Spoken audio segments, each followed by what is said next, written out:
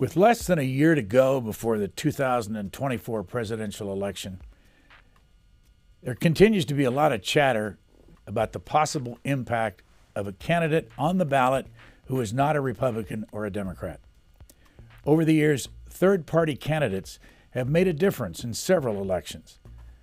The third-party candidate in history to get the largest percentage of votes was Teddy Roosevelt at 27%. Next was Ross Perot at 19% in 1992. His campaign didn't start until the same year of the election. Here he is talking about his life and politics in 1992. We assume you're here because you enjoy listening to C-SPAN's podcasts. If you're a regular listener, please consider supporting our nonprofit operation so we can continue to bring you quality public affairs podcasts like these. Visit cspan.org/donate to learn more. H. Ross Perot, let's start with the important questions. What's the H stand for? Henry. How come you don't use it? I do. When do you use it? Whenever I sign my name. Anybody ever call you Henry? No. Did they go right past the H and to the Ross when you were a little kid? In my whole life, I have never referred to myself as H. Ross Perot. Fortune magazine named me H. Ross Perot in November of 1968. A great guy, Arthur Lewis, named me H. Ross Perot. I've kidded him for years saying normally a guy's mother names him, but Arthur renamed me, and I just don't spend a lot of time thinking about things like that, so while I don't sign my name that way and never refer to myself that way, I guess in the world of sound bites, I am H. Ross Perot. H is for Henry. It was my grandfather's name. Where'd you grow up? Texarkana, Texas. 5 blocks from the Arkansas border. How long did you live there? From the time I was born until the time I took my first airplane ride to go to the Naval Academy. What was the reason that your parents had gone there in the first place? My dad had to drop out of school when he was 14, worked as a cowboy when his dad died, walked to Texarkana, 21 miles. That was not uncommon in those days. Became a cotton broker. He bought cotton from the farmers. It was a cotton farming center. My mother had lived there. He met her. They married, and as I've said, when people have asked me over the years, how did it suddenly feel after years and years and years of having a very modest life to realize you were rich? And my reply is, I was born rich because of the 2 parents I had. No child could have had 2 better parents than my sister and I had. That's so much more important than any financial wealth. Parents alive today? Neither one are alive. When did they die? My dad died in 1955. My mother died in 1979. They have a chance to see you successful? My mother did. My dad saw me finish the Naval Academy. He never got to finish high school. It meant a great deal to him. And it would have been a lot of fun if he could have been around as the company succeeded, because he taught me business in his office as a child. What did he do all his life? He was a cotton broker. All his life? Yes, but he had hobbies. And one of his hobbies was buying and selling livestock, trading horses. So as a child, he would take me on Friday to the auctions. As a little boy, he first let me sell bridles and saddles, but I couldn't take anything home. Then, when I got pretty good at it, he started letting me buy and sell a calf, but couldn't take it home. Day trader. And finally, I could buy and sell horses, but I could not take them home. And at 7 years old, I had my first job breaking horses at $1 a horse. And I sold garden seeds. I sold Christmas cards. I sold Saturday Evening Post. I had paper routes. I collected for classified ads. And more than anything else, though, I got to sit in his office and watch him do business with the farmers. He was a wonderful man. He was a very kind, decent man. His philosophy was never take advantage of the farmer, because he works hard all year to produce a bale of cotton. The broker buys it and then sells it to the mills. Treat the farmer fairly, and he will come back to you year after year after year. Pretty good thing to teach a little boy. What was your mom like? She was great. I have 1,000 fond memories of her, but she was a tiny little lady. We lived 5 blocks from the railroad tracks. The hobos would come off the train during the Depression up the little dirt road past our house, and again and again and again, they would come to our back door and ask for food. And while we didn't have a whole lot, she always gave them food. I'll never forget one day a hobo came up, took the food, and said, "Lady, do you have a lot of people come here?" She said, "Yes." And he says, "Come out here and I'll show you why." And right kind of at the edge of the road, there was a mark. And he says, "You see that? You're a mark." Now, the term "a mark" originally came from hobos marking, saying, "This place will feed you." After he left, I said, "Mother, do you want me to get rid of that?" And she says, "No, these are good people.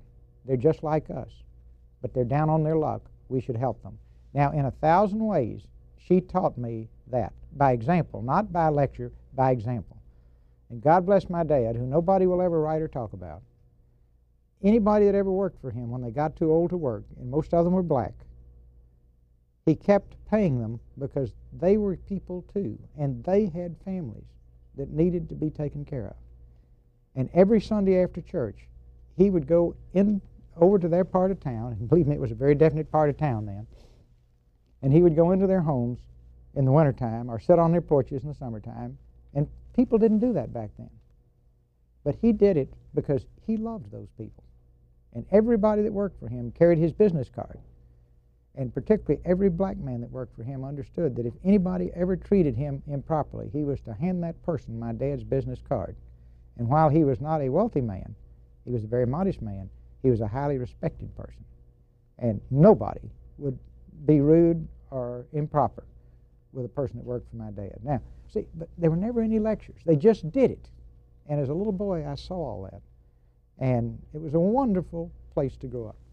Sister, older or younger, and what's she doing today? Older sister, outstanding sister. She, everybody asked me the whole time I was growing up why I wasn't like my sister. She was a straight A student and just an ideal child.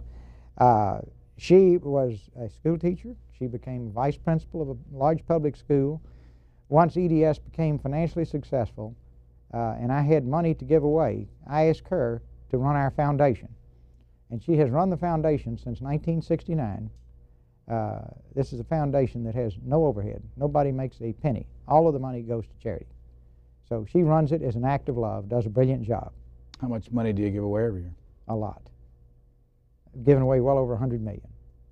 Since 1969? Yes. And what's the criteria for giving money away? Well, time I had money, within 30 days, I gave half of it away. When EDS went public, I got $5 million. And I gave $2.5 million to an experimental school for disadvantaged children. This is children who would have no chance, statistically. They were going to prison or be on welfare. Started when they were tiny, got breakfast, lunch, and dinner. They got the loves, the hugs, the nurturing that I got at home. They got a proper diet. The logo of the school was a thumbprint, and that meant you are special, you are unique. There's only one person in the world like you, and because of this school, you can be anything you want to be. That school was a roaring success, and it was part of the Dallas Public Schools. And sadly, it got wiped out one day by a federal judge on an integration order, and he did not know what he had done until after he had done it. So then we now work with another school that's a private school that does the same thing. It's really exciting. These little children go to that school right now from the time they're 3 to the time they're 9. We're changing it now. We'll have the first contact when the mother's pregnant. In many cases, the child will come directly to the school right after birth. Keep the child until he finishes the 3rd grade or she finishes the 3rd grade. And here's the exciting thing. These are little children that in the general population, by the end of the 3rd grade, are out of the system, hanging on the ropes. 90% of these children in public schools in the 4th grade are on the A honor roll. That tells you two things. You can take a segment of society that is destined to go to prison or welfare and send them to college. It also tells you the public schools are too easy. 90% of any group coming out of any school shouldn't be on the A honor roll. But from that population, 100% that just started at the 1st grade is on the ropes almost. That's the way you can change the country, but it'll be a generational change. And it's really exciting to see these little children that didn't get anything that I got all day, every day, and all night from my parents have a chance. Can you remember the first time you ever got up on your feet and people paid attention to what you had to say? No. Maybe they never did. No, I can't. Oh, well, I guess nobody ever asked. I never thought about it. I was president of the student council in a junior college in Texarkana. They had decided to build a new junior college right across the street from the present junior college on a square block of land. I and the other students felt that was a great mistake and that they should build a bigger campus so that the college could grow. This was unthinkable at this time, but in a very respectful way, I made a presentation to the Chamber of Commerce and to the school board, and they weren't all that excited to get it. And I took a pretty good level of heat for even saying anything. But we were able to build a consensus in my town, Texarkana, a little town, that the college should be moved, and it was moved to a 90-acre campus. And at the time I was there, it was 200 students. Now it's several thousand. So I learned several things there, that you should stand up for what you believe in. Number two, if you do, expect to get cut up. Number three, if you're worried about your image, it's probably not good to get around it. The reason I ask you that is you know you get a lot of response out of when you speak. You've been at the press club 3 times within about 16, 18 months, which is, I don't know that anybody's ever done that before. They obviously, you know why they invite you back all the time? Do they tell you why they? No, I have no idea. Everybody asks me that at the reception, and every time I speak, I say, everybody asks me, why did they invite you back, Perot? And I say, I don't know. You get reaction once you've spoken and the last 2 speeches? I think we'd have to ask, it's my understanding they get a very large reaction, but you should check that with them. But what do you do when you give a speech? I mean, you obviously know when you get to the audience, you can look out there and see them. What do you do? What's your technique? I talk about what I believe in, and I write my own speeches. And that, if there's a technique, that's it. I just talk about what I really believe in. When you get to what you believe in, do you sit around and talk to a bunch of staff people that work for you? Or No, you I don't have yourself? anybody. No, I just, for example, I collect newspaper clippings.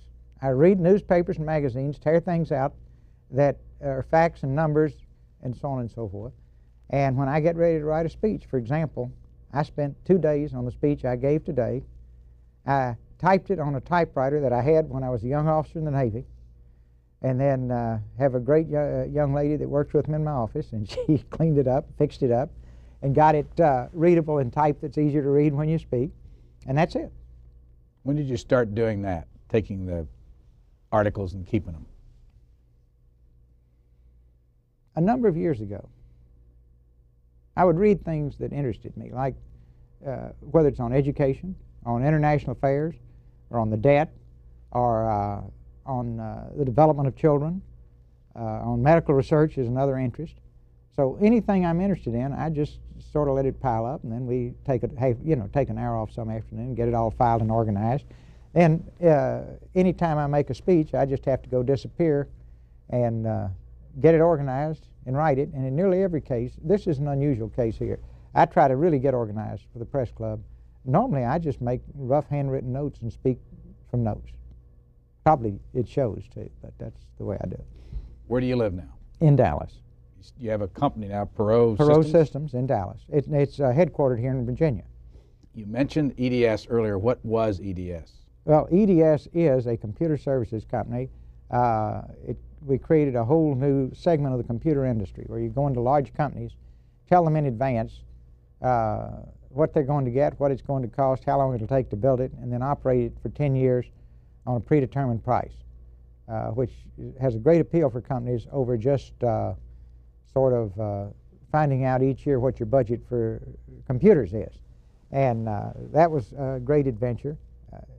It's fun to talk to young entrepreneurs. And it's fun to talk to young people, but see, they feel like you go to Harvard Business School. All they want to know is, how did you make all that money? And how did you get the idea to start? Now, they assume I brought in McKinsey Company, had 5-year plans. None of that's the way things really happen. And the story of my net worth, I never had a goal to make a lot of money, never have cared about money. My idea was considered so bad when I started that nobody else would touch it. And I was stuck with the whole thing. And I had to bootstrap it. And fortunately, it worked. But I would love to have had an investor. But everybody that looked at it said, son, you're going against IBM, you'll never make it. Then, a few months into the game, in my first account that I signed, now here is life in the trenches. Frito-Lay, first big customer.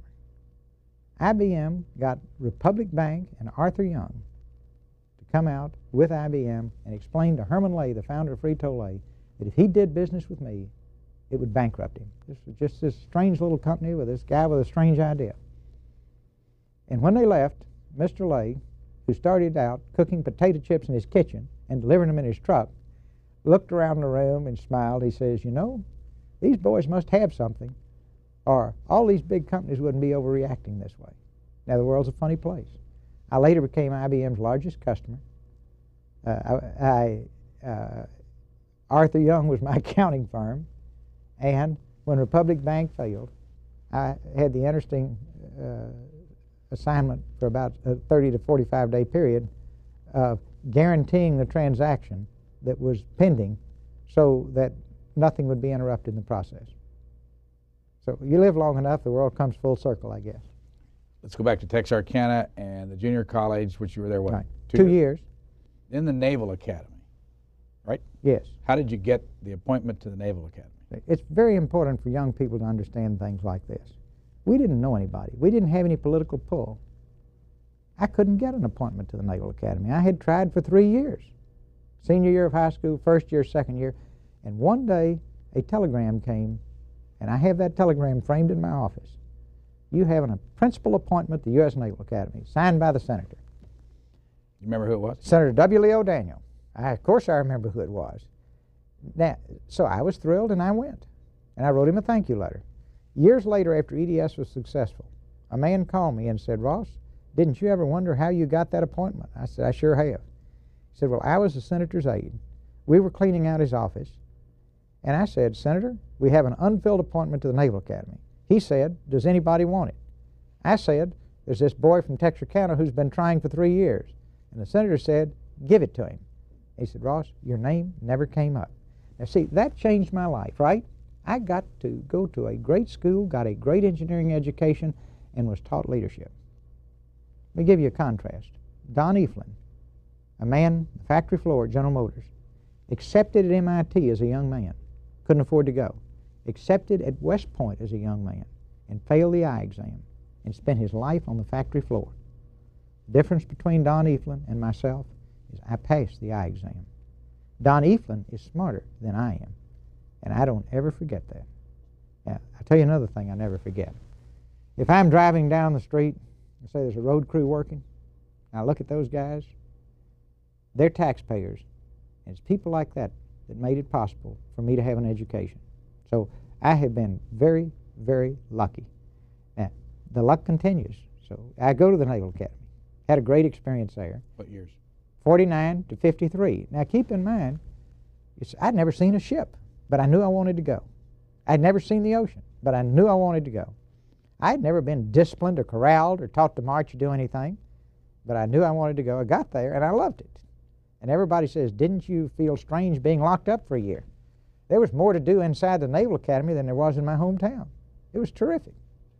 I met wonderful people from all over the United States. I didn't know anybody from all over the United States. And at the end of the first year, an interesting thing happened. You were evaluated on leadership by your classmates, the upperclassmen, your military officers, and your academic officers. At the end of the first year, they posted that for the first time for my class. And I was ranked first in the class. And it was like learning you could play the piano by ear. You know, I saw that, and I didn't even know what it meant. And that kind of ranking kept happening, and I realized, you know, this is apparently a skill I have that nobody had ever brought up before, never thought about. And it was just something new. And I had, just like I say, that 4 years was wonderful. The people I met, I had the honor of being the president of the senior class, the junior class, was the chairman of the honor committee. So I just had wonderful experiences and then had 4 great years at sea. As you're going through those early years, do you remember people that taught you something? Oh, boy. Number one, my mom and dad. Number two, I had some great teachers. I had one great teacher, Mrs. Grady Duck, who my junior year in high school looked up at me one day and said, Ross, it's a shame you're not as smart as your friends.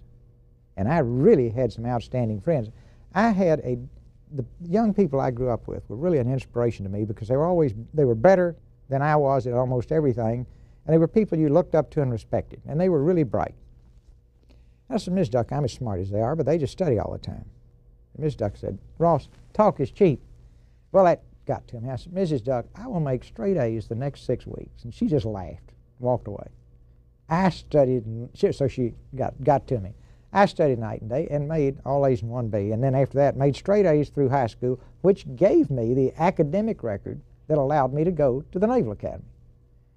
At the end of my first year at the Naval Academy, I finished right at the top of my class in English. She taught English. When I went home that summer, I went to her house and thanked her.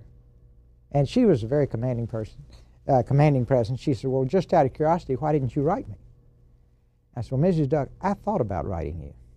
But I knew that no matter how many times I rewrote it, you would find a mistake in it and circle it in red pencil and send it back to me. Well, she just broke up. She says, I probably would have. So she had an impact. There was a Mr. Claude Pinkerton, who was the advisor to the student council, who, when this whole thing came up about moving the junior college, I sought his advice, and he said, there's only one issue here, Ross, and that is stand on principle. Whatever you think you should do, that's what you should do. And don't worry about the controversy. Just do what you think is right. So that was I had been taught that by my parents, but he was a wonderful man, is a wonderful man. Mrs. Duck has passed away. Mr. Pinkerton's still alive. How many years at sea? 4 years at sea, 2 years on a destroyer. Got on at 2 o'clock in the morning, and 9 months later I'd gone all the way around the world. That's a terrific experience for a boy from Texas who had never been anywhere. I hitchhiked in the summertime, looked around, but to have that experience, it gave me an opportunity to see the world. Now, it's really interesting. See, back when I grew up, the geography courses were terrific. I knew where everything was, couldn't afford to go. Now we live in a world where everybody can afford to go and they don't know where it is because they don't teach geography anymore. It's funny. But we had a great adventure, went around the world, came home. By then I'd met my present wife while I was a senior at the Naval Academy. She was still in college, and married her in 1956. Kids? I have 5 children. How old? Well, it's from 34 on down to 21. Someone who's made as much money in their life as you have has to deal with this business of kids and inheritance and all that, and people talk about this so much. What's your philosophy about kids and money? Well, right after EDS became a publicly owned company and Fortune wrote the story entitled The Fastest, Richest Texan Ever and all that stuff, people started asking me when I first felt like a big success. Now, my children were small then, and I said repeatedly, I don't feel like a big success, and I won't feel like a big success until all 5 of these children are adults with a deep concern for other people who are first-class citizens and are willing to do something about that concern, not just express concern, but do something. Well, thanks largely to their mother, all 5 are just world-class young people. I have a son and 4 daughters. The son is the most well-known. He has my name. Everybody said, oh, he's living in your shadow. I live in his shadow. There's no better place to live than in your son's shadow. In college, he decided one year, summer, he was going to jump school. So he went to Fort Benning and got his jump wings. Then he decided he wanted to go to the course you can go to in Quantico while you're in college, 13 weeks of Marine officer training. He had that experience. Then he took a Navy cruise one summer. He got out of college and didn't want to take a trip, wanted to learn to fly a helicopter. So he learned to fly the helicopter, and as soon as he got his license, he wanted to fly it to Alaska. So then he flew it to Alaska, flew it to within 40 miles of Russia, came home and says, I can fly this thing around the world. This is a single-engine helicopter. Anybody that's got any sense won't fly one over a big lake. I said, no, I don't want to lose you. And he kept coming in, coming in, coming in. Finally, an Australian announced that he was going to do it. No one had ever done it. Ross came in and looked me in the eye, and he said, you raised me to be this way, and now you don't like me the way I am. And I said, okay, buddy, that does it. But if you start this, just don't quit. And he laughed and walked out. 12 days later, he took off. The Australian had been gone 7 days. He passed the Australian in 2 days, and the Australian took over a year to do it. Ross made it around the world in 30 days. Most critical part of the trip was from Japan to the Aleutians. He tried to get the Russians to let him land in the Kuril Islands. They wouldn't. He came up with a creative idea. He walked in one day with Business Week magazine, and it was a 2-page ad from Bank of America that showed a container ship. He laid it on my desk. He says, if I can find, this was in the 12-day period, a container ship halfway between the Aleutians and Japan, I can put fuel in the container, I can land on the container, I can refuel, go on to Japan. I said, well, that's a good idea, but can you find one? He came back in a few hours. He had one. Whole trip was driven. He had a 1-hour time slot. Have a picture in my office. He landed on that ship just ahead of a typhoon. There's a wave off the bow of the ship 50 feet high. Then he got, so he's halfway there. Then he took off after he refueled. It was so rough they had to lash the helicopter down. The ship was rolling to the point where it would have slid off the top. For 3 hours in the middle of the night in the northern Pacific, all of his calculations showed that he would go into the water at night. Not a good thing. The Russians had sent him word right after he took off from Japan that if he tried to land the Kuril Islands, they'd shoot him down. So he wasn't tempted to go over there. So he just pragmatically decided, I will get as close to the Aleutians as I can before I run out of fuel. The wind turned around, blew him in. He landed with 10 minutes of fuel. He had an oil leak. He figured that if the leak didn't get any worse, he could keep flying. He flew all the way to Texas with the oil being transferred from the engine to the transmission. Fortunately, it's the same white oil. And every time they'd land, they'd have to shift it. And believe it or not, that helicopter is in the Smithsonian now with a bad gasket still there. And Ross became the youngest man ever honored by the Smithsonian Museum. He replaced Lindbergh, and he made it home. But then I worried to death. I was afraid it would, he won the Langley medals. Very few people have. It's for the technical difficulty of the flight. 6 people had won it. Wright brothers were 2, and that kind of folks. The only astronaut was the first astronaut, Alan Shepard. He won the Sikorsky Trophy. He just got all kinds of recognition, and I watched him like a hawk. Didn't change him a bit. Then he came in a few months and he says, I'll never feel right about myself unless I go in the service. And I said, well, what branch will you go into? He says, I'll let you know. Well, he'd been in everything but the Coast Guard and the Air Force, so he tried the Air Force and became a fighter pilot. He went to OCS with a group of former enlisted men. At the end of OCS, they selected him as the cadet that would make the most outstanding officer. And I said, son, they wouldn't have picked you on day one. You had to earn that. Here's the kid with a silver spoon in his mouth. Then he went out to fly, and he had a great adventure in the Air Force as a fighter pilot. Won the Top Gun award before the movie. None of his sisters knew what it was. Now it's like having an Oscar in the house. Just had a great experience in the Air Force, and suddenly an Air Force sergeant recommended him, a second lieutenant, as one of America's 10 outstanding young men. He called me, and I said, well, that's nice. Guy doesn't have a typewriter. You won't get it, but that's from the heart. And sergeants don't recommend second lieutenants for anything.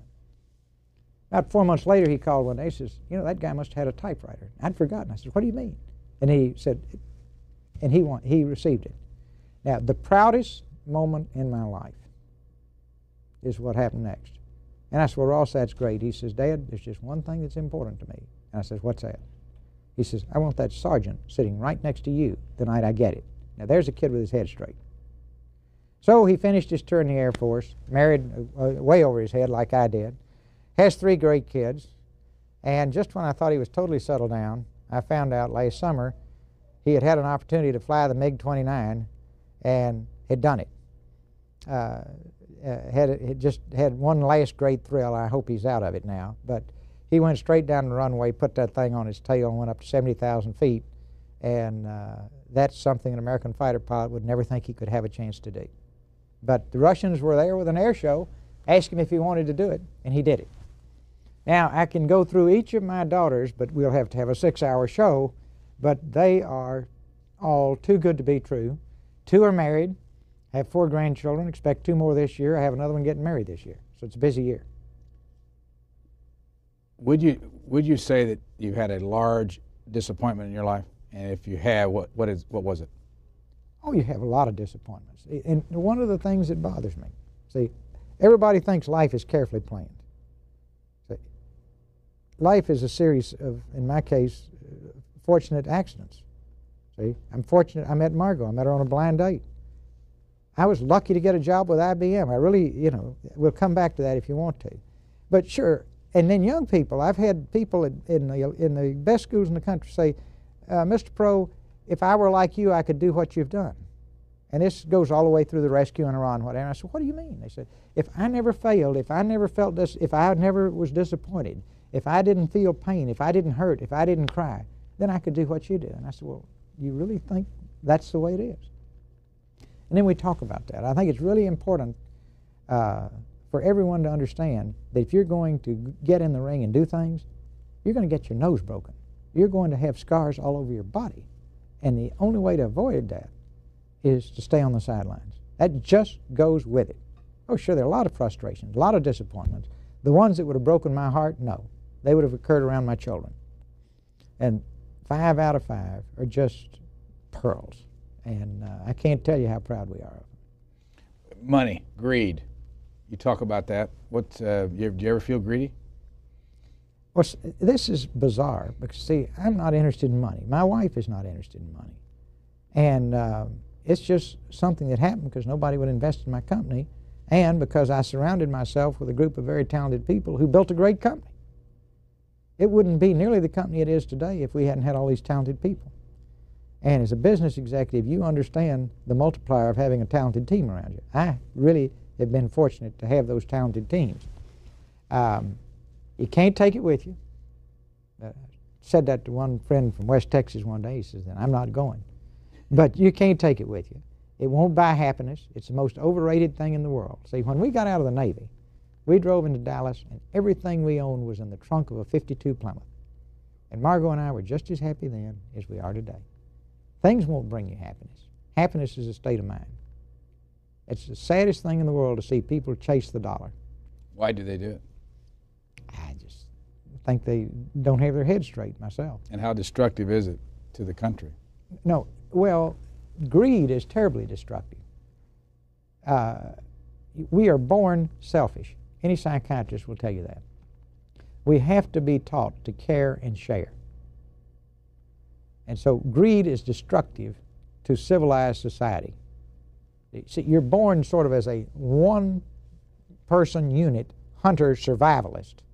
And then when you are in a community surrounded by other people, you have to share and care to make society work. So greedy people are destructive. You just go through the junk bond era. That was a very destructive thing in our country. A lot of damage. You know that everybody's asking the same question, when are you going to run for president? Are you going to run for president? You've told us you're waiting for the 50-state sign-up. You think it'll happen? I don't know. I didn't think so. The night it came up on Larry King's show, it was after. The first question at the beginning of the hour was, will you run? No. Then it bounced all around during the hour. We talked about a lot of things. Then the last question was, is there any set of circumstances? Under any circumstances, would you run? And I said, just one.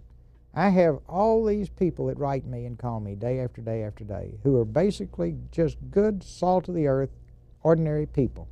Most of the letters are written in longhand.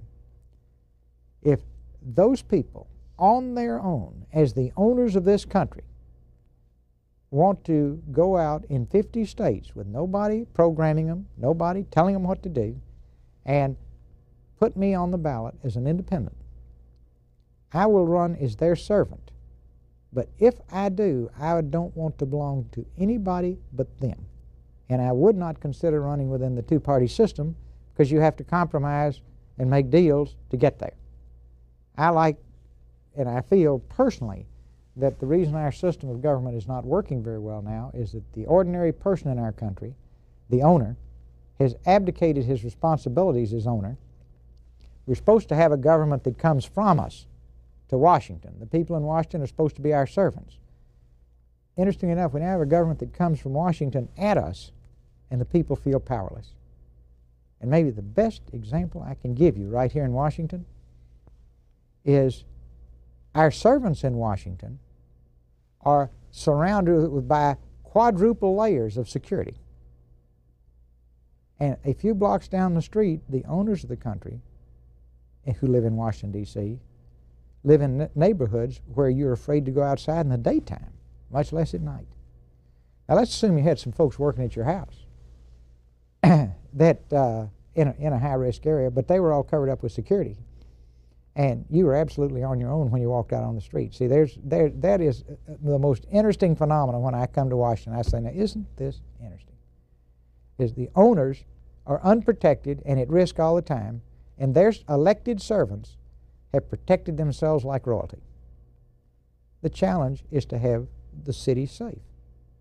In a system that works, you wouldn't have Congress and the White House looking out the window at the murder capital of the United States. Have you thought through what happens if those 50 states are signed up? If those 50 states are signed up, I told the people I would run, and I will run. I have told them that there's only one condition. And they have to cross this bridge pretty early because they have to put this name on the ballot pretty early, on the petitions pretty early. Said, I will have to have a vice president who I feel is a more qualified person than I am. And I will not just reach for an empty suit to play golf and go to funerals. This person will have to be totally qualified to replace me if anything should happen to me. Run with you?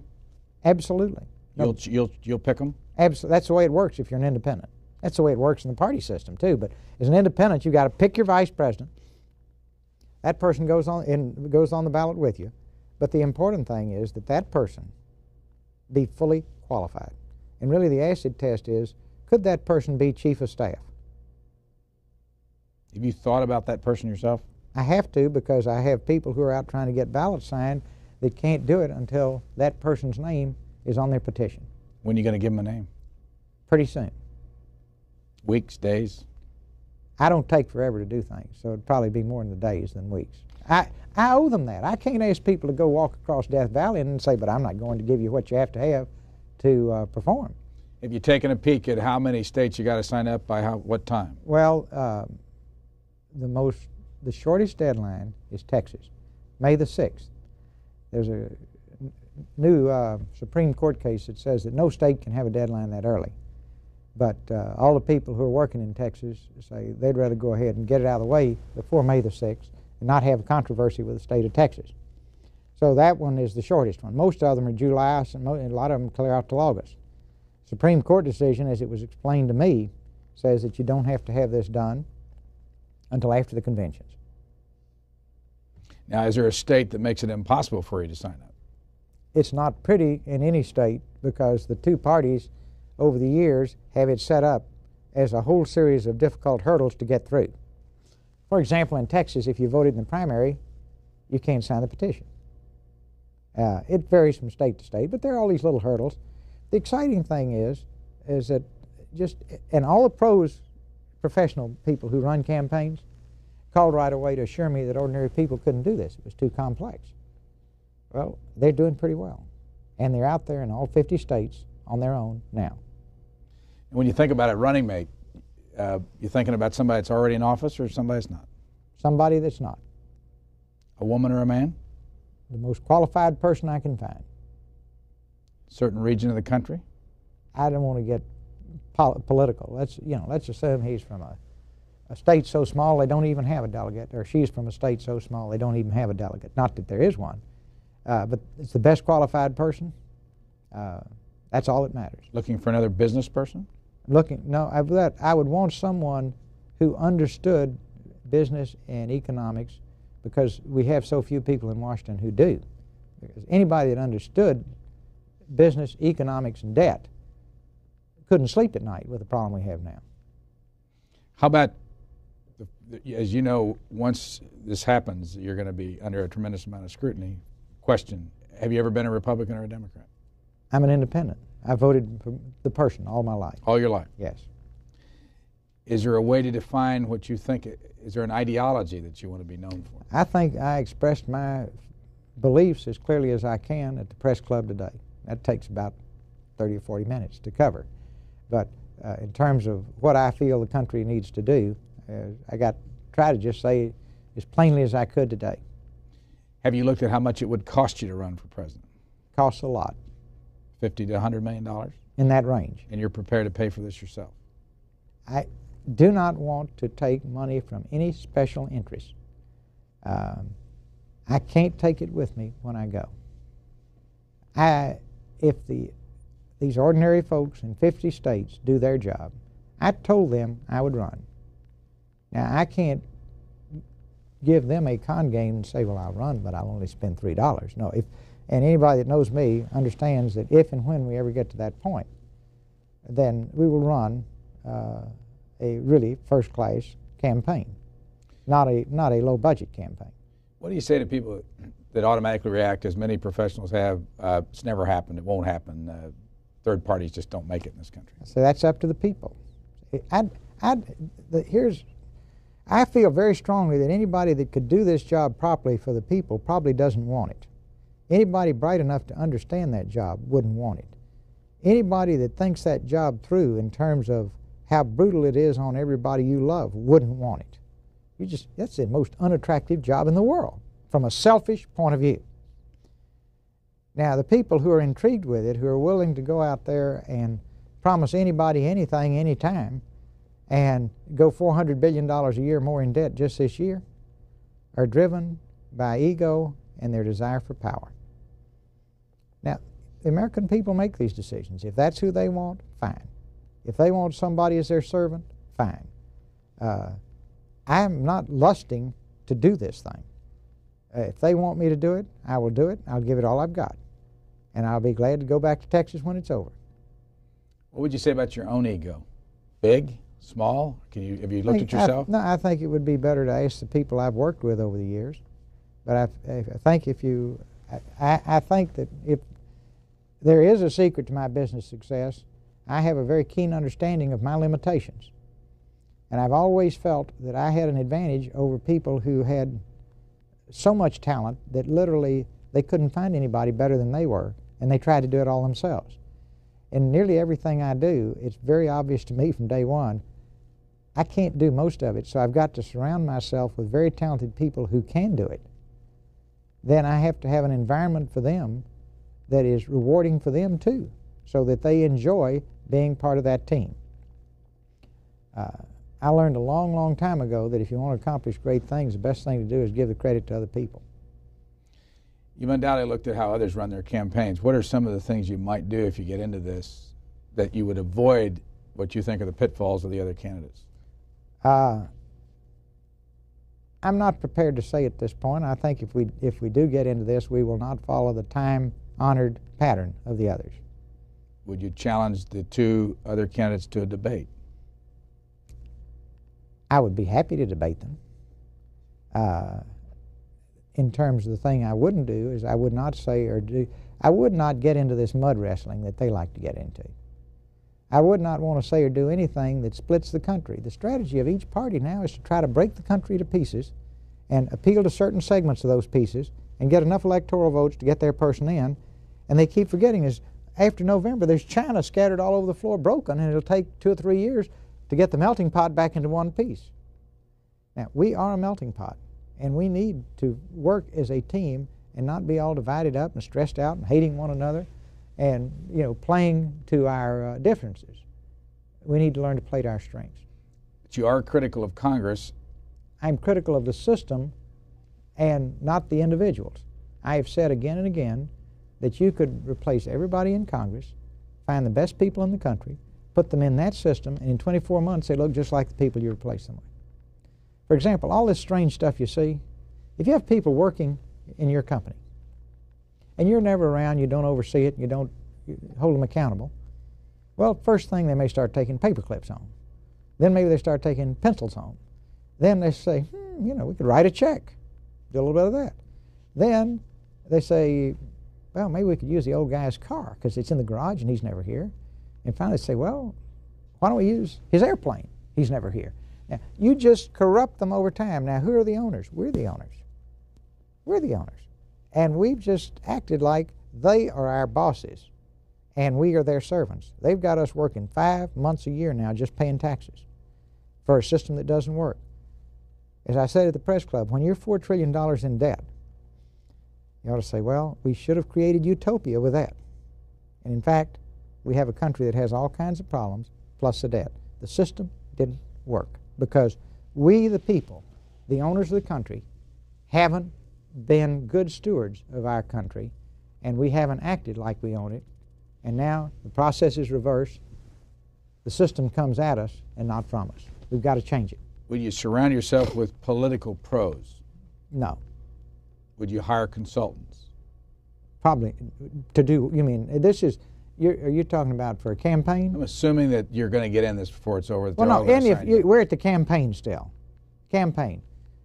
Absolutely. We're still talking about the campaign.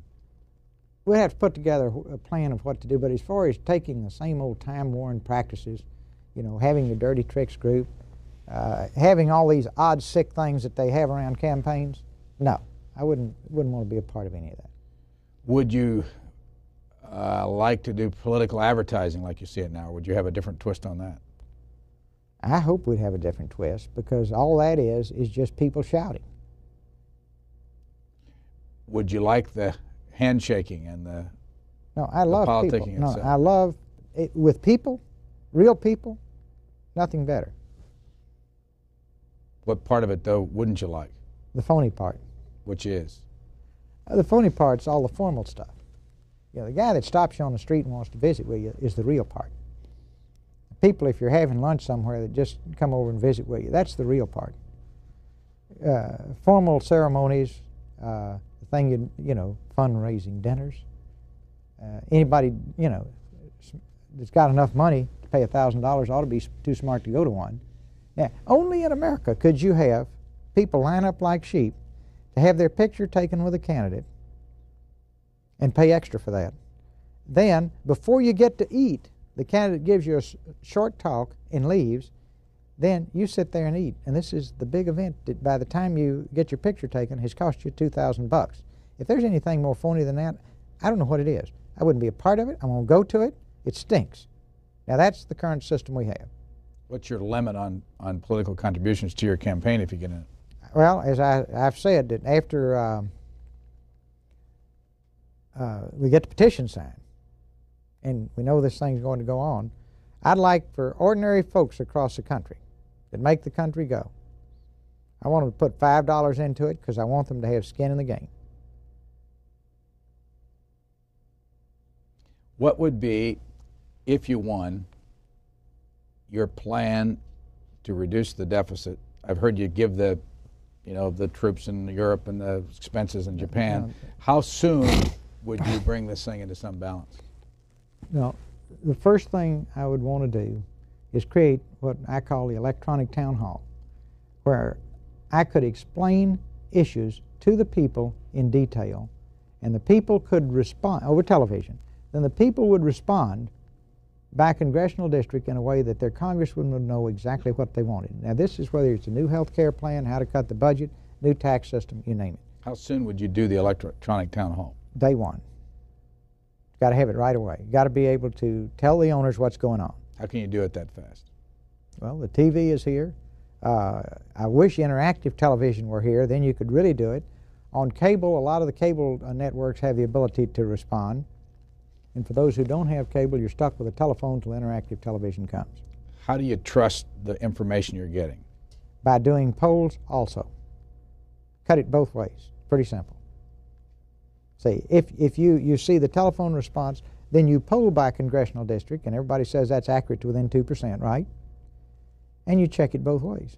I mean, do you see yourself sitting in the White House and you say, all right, we've got an issue here, and well, it's an extension of the old fireside chat, but the technology has changed so completely that you can now get a response from the owners.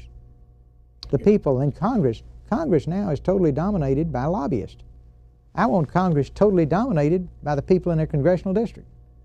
The reason, now Congress is not bad, but the reason they're dominated by lobbyists is that television time for your next election costs so much. And these are the boys who are running up and down the halls all day, every day. You and I could take a 5-minute walk right now, and we'd both be laughing in 5 minutes at what we see. Go to the Ways and Means Committee where they're working on the new tax bill. You know, you could get killed in the rush. And none of it has anything to do with a good tax bill for the American people. All of it has to do with putting another patch on that old inner tube for a special interest. See, now, so you explain an issue. Here are our priorities. Number one, you got to keep the job base intact. You don't want to let it crumble while you're fixing everything else. because your tax base is a function of how many people are working. And one of the things that are of greatest concern to the American people is that we're losing jobs in this country. You're going to have to work on that problem on an industry-by-industry basis. You're going to then have to have a plan, company by company, on the big companies in trouble.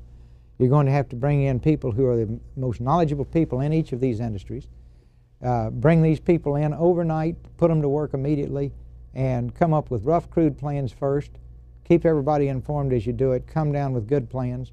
This is what our successful international competitors are doing.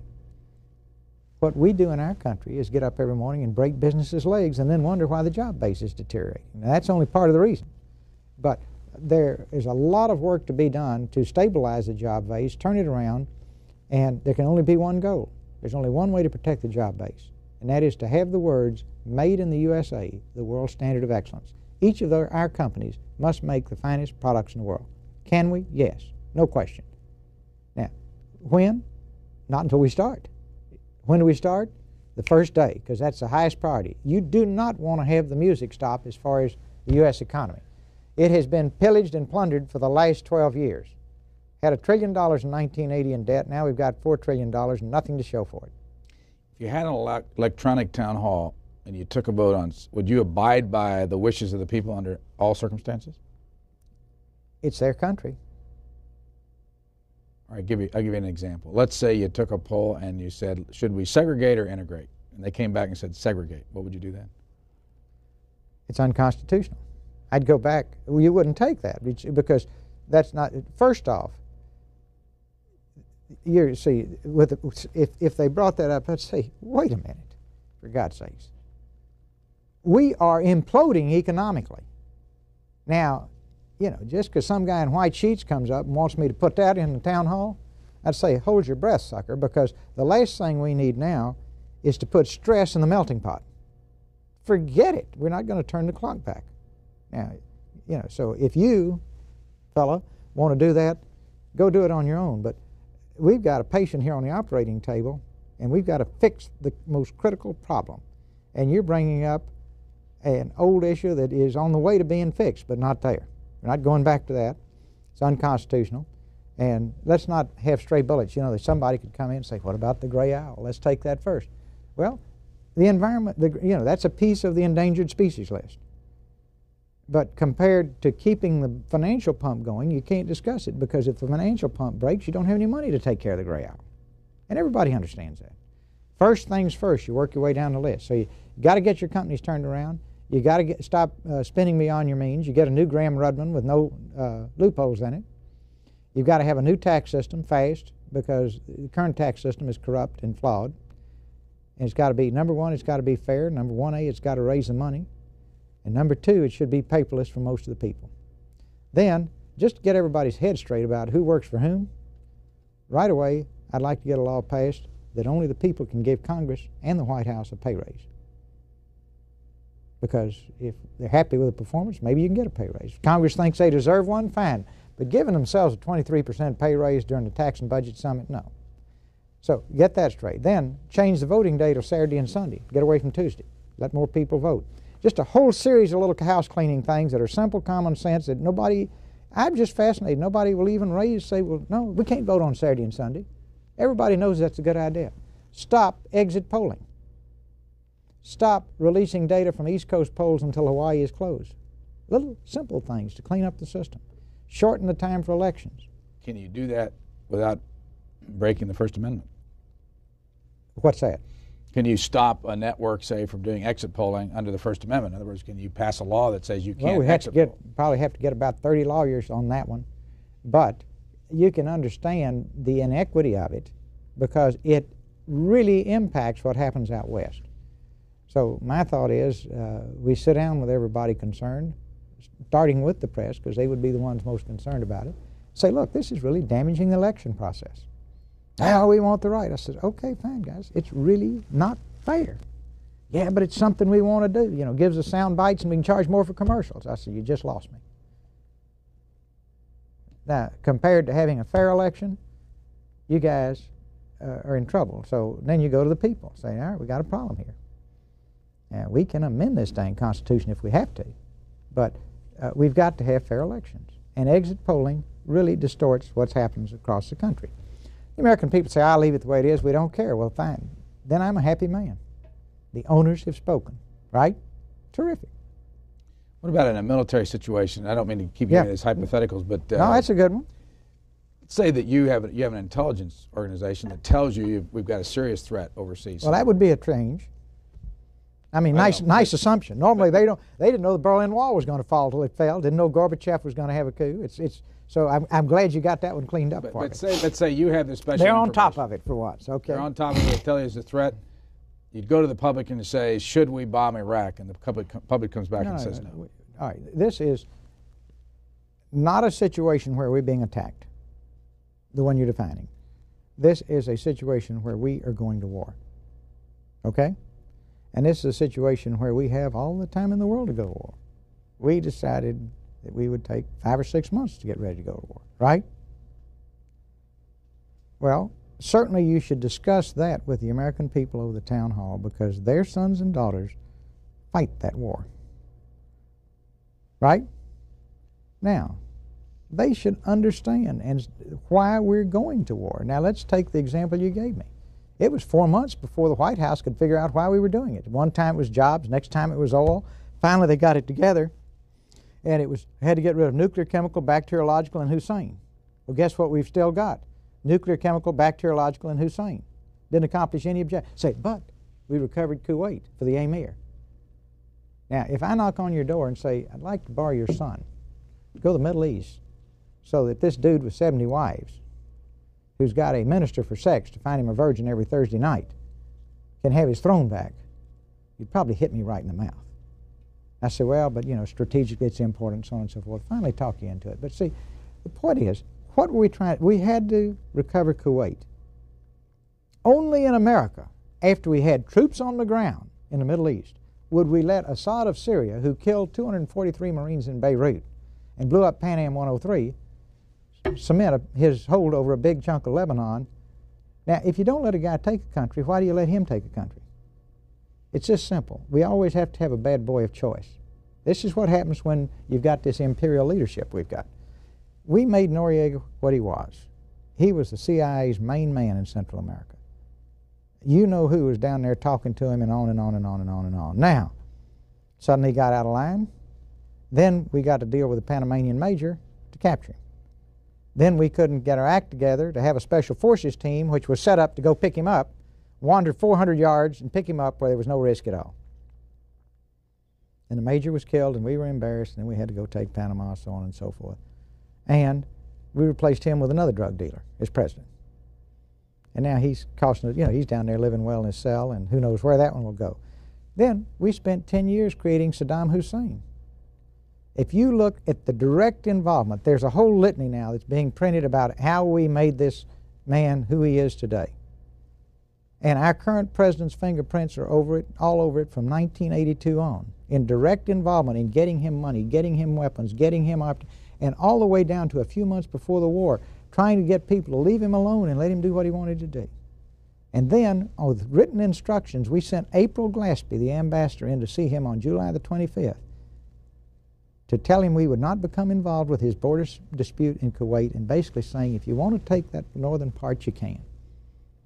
And then he took the whole thing. Then we got our feelings hurt. Then we got to worry about Arab oil. Then the Saudis got all upset and nervous that he was coming to Saudi Arabia. And then it was all ego trips and insecurity, and we tried to turn it into the Super Bowl of wars, where the American people got to see smart bombs go down air shafts, never got to see a guy cut to pieces in the desert. Only in America would you have a war, get it over with, and have all the heroes either be generals or politicians. Now, if you can show me Sergeant York or Audie Murphy in that war, I'd like to meet him. And war is fought by enlisted men, not by politicians. Now, so I'm just bringing down to, I know what war is. I've been really, really close to war most of my adult life. I know what these guys look like all blown to pieces, close up.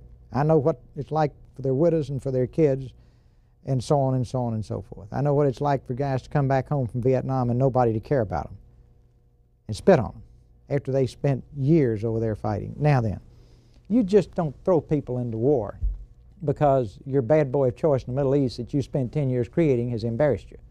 So You bet I'd talk to the American people about it, and you bet we'd have a big debate about it.